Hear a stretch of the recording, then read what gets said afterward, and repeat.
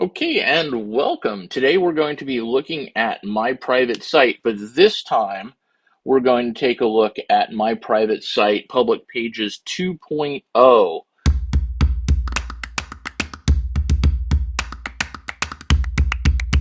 which is a free upgrade from the public pages that was released a year or so ago.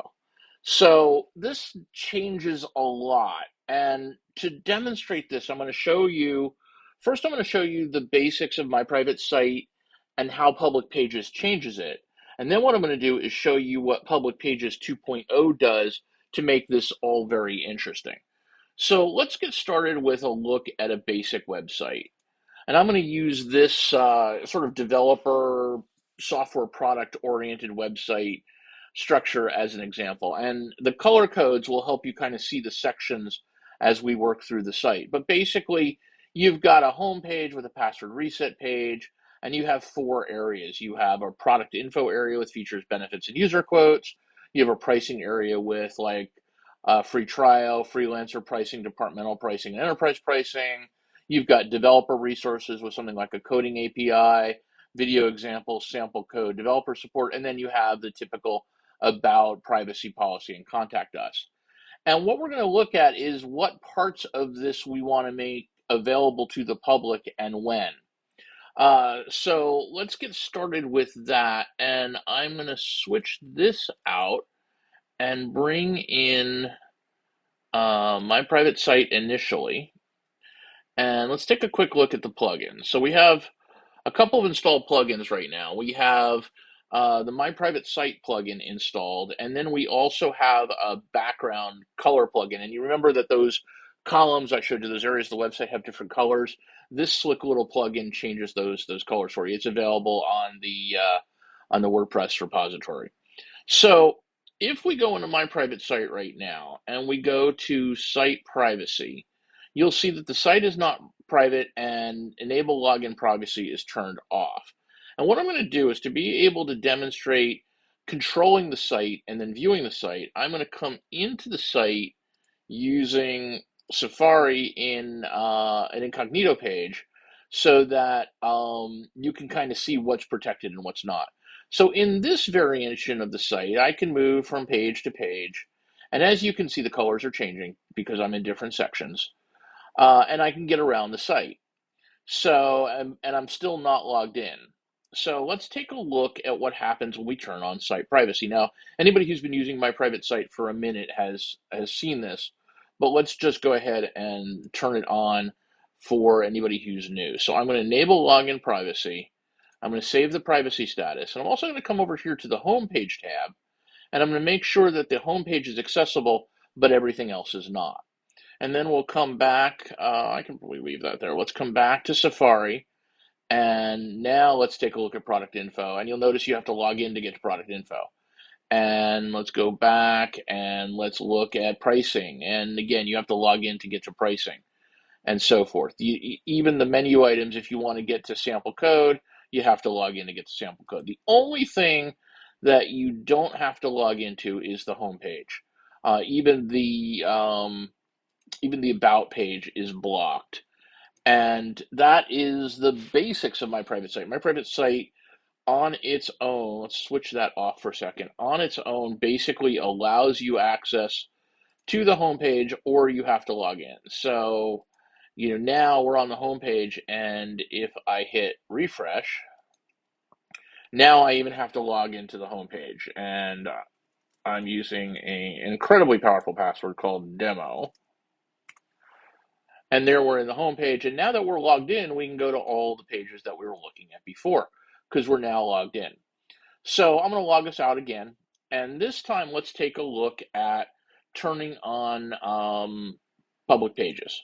So in public pages, and this is how public pages worked before. Remember that the home page is here. Let's go to plugins and look at our installed plugins. And my private site is activated, but I'm going to activate public pages.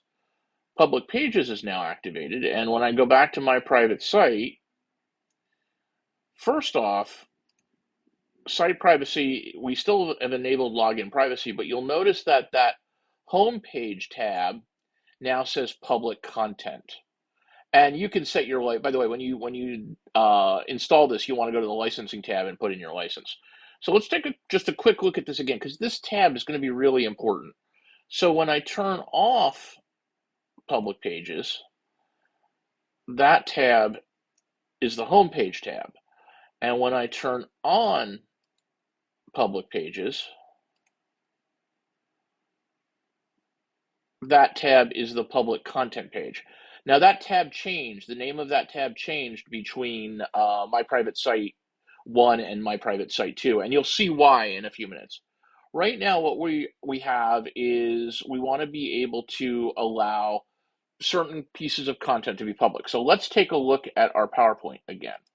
So we come back to our PowerPoint, and the way we started off was everything was turned off. Then we allowed the home page, and the advanced tab also allows you to allow the password page. So where we are right now, actually, let's take a look at our settings. Where we are right now is that the home page will allow the home page, and the home page is public, but everything else, site privacy is on, and the home page is public. So what we're really looking at is this scenario where somebody can come to your website and see your home page, and if you've enabled it, your password reset page.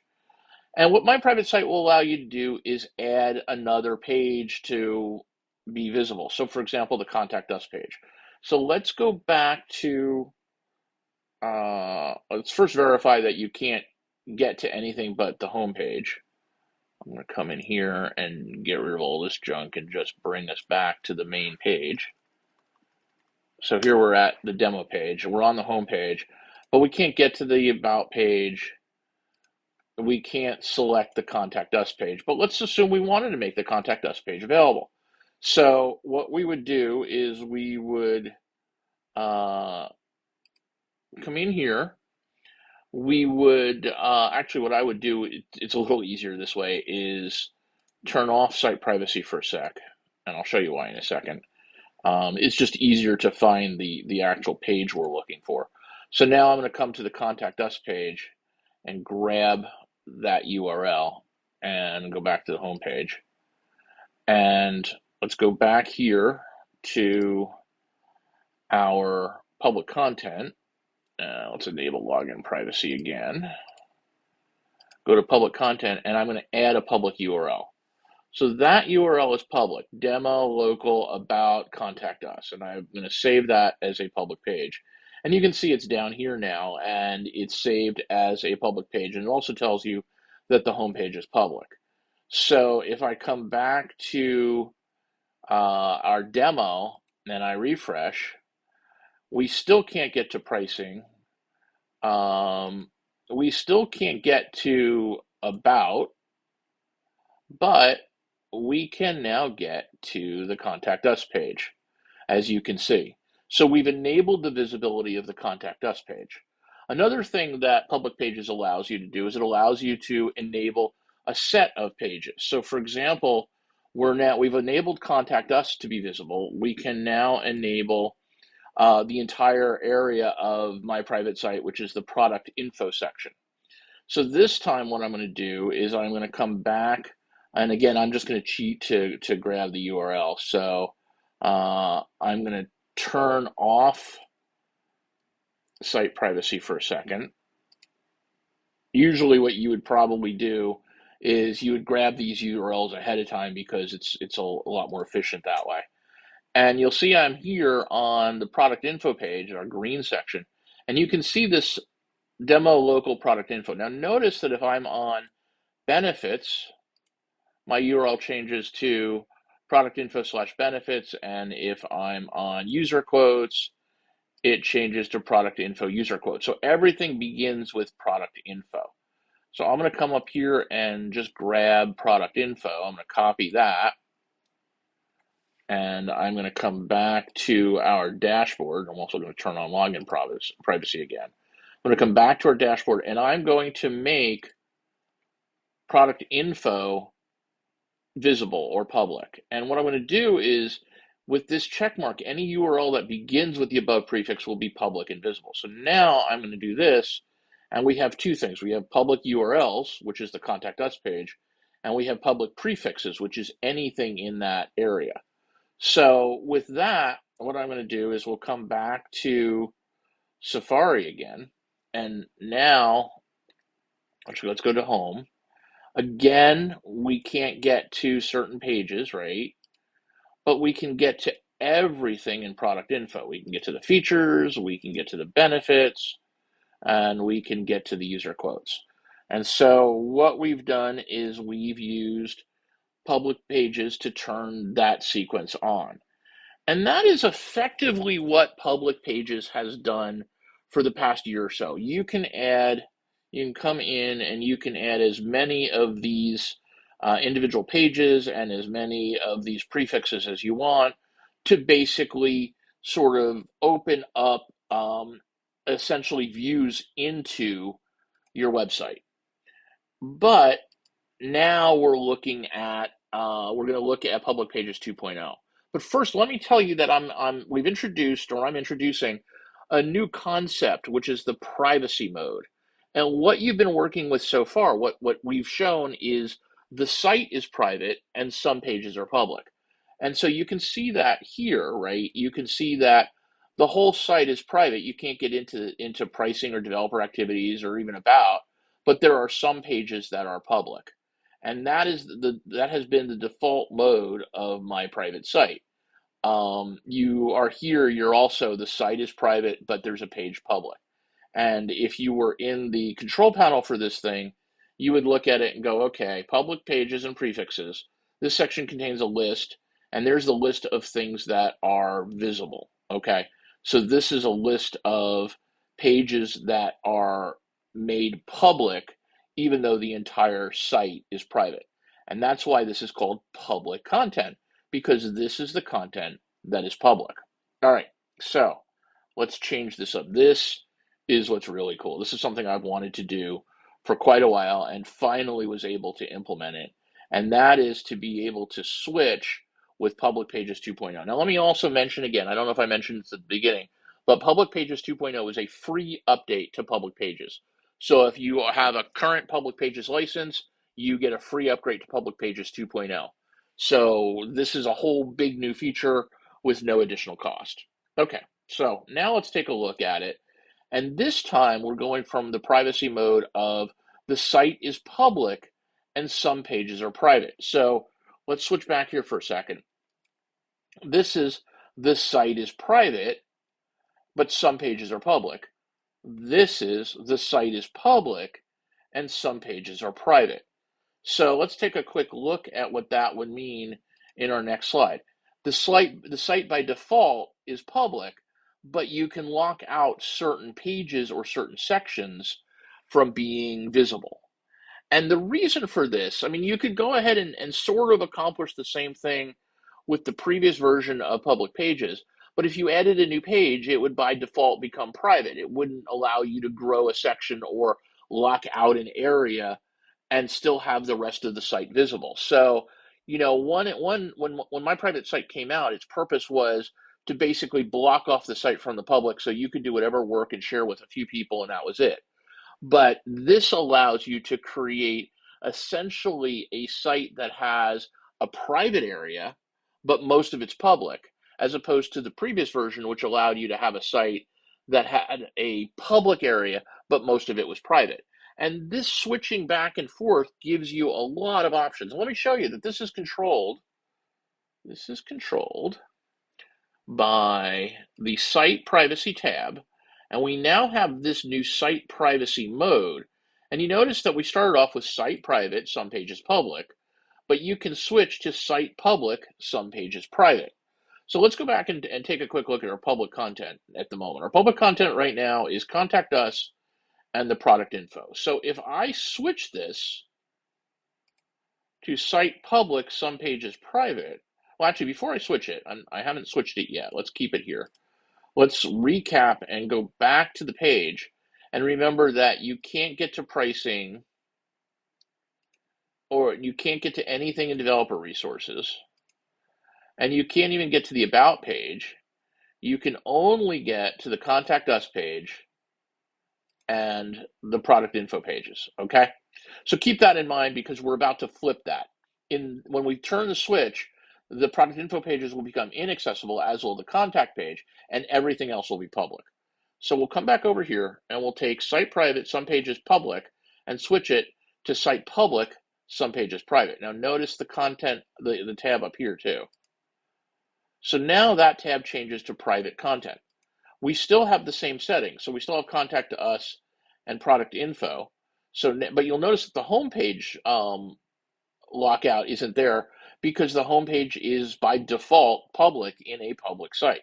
So let's take just a quick look at what that one switch did. That one switch brings us back here, and now we can go home, but we can't go to private info, and we can't go to any of the pages on private info. We can go to pricing. We can go to any of the pages on pricing. We can go to developer resources. We can go to any of the pages on developer resources. We can go to about. We can go to privacy policy. We just can't go to contact us because that's been turned off. So you see how it's the opposite in context.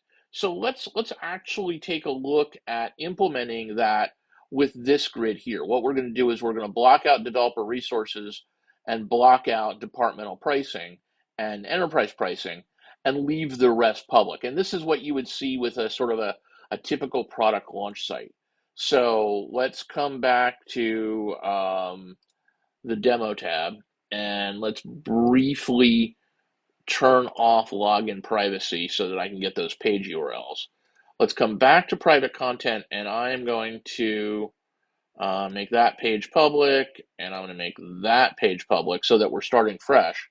And again, what we want to do is we want to turn off everything under developer resources. So let's go find developer resources. That's the URL for that. And we're going to come back into our control panel. We're going to add a private URL and say that anything that begins with that prefix is private. And then we're going to come back over. We also want to block out departmental pricing and enterprise pricing because we don't want to let people who don't, who aren't corporate buyers, for example, maybe see that. So let's come back to our site, grab a couple of URLs. We want to grab departmental pricing. We'll grab that URL and we will make it private. Make it private. There we go. And we'll come back again and we will come down to enterprise pricing and we'll grab that URL and we'll make it private. And then we will turn on overall site privacy so that we have it. So now what we've done is we've created a site that's public, but with private content that's anything under there